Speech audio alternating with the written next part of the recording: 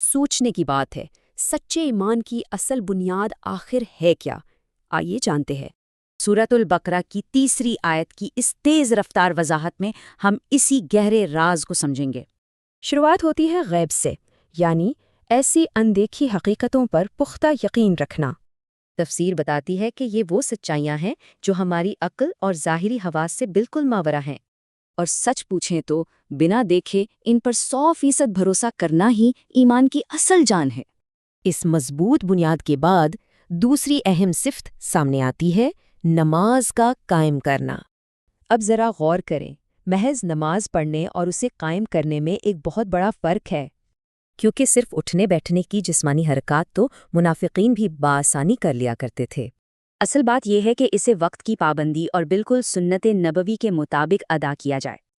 اور پھر تیسری اور آخری صفت ہے اللہ کے دیے ہوئے رزق میں سے خرچ کرنا۔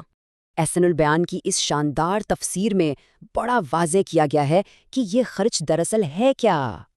دیکھیے، یہ صرف زکوٰۃ یا عام صدقے خیرات تک ہی محدود نہیں ہے، بلکہ اپنے والدین اور اہل و عیال پر خرچ کرنا بھی اسی کا حصہ اور باعث ثواب ہے۔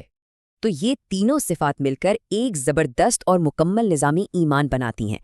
غیب پر یقین ہمارے ذہن اور اندرونی عقیدے کو ایک مضبوط لنگر فراہم کرتا ہے۔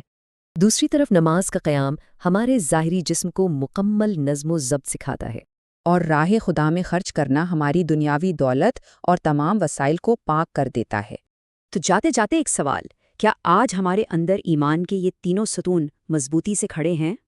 ایسی ہی مزید دلچسپ وضاحتوں کے لیے ابھی لائک، شیئر اور اس چینل کو فالو ضرور کریں۔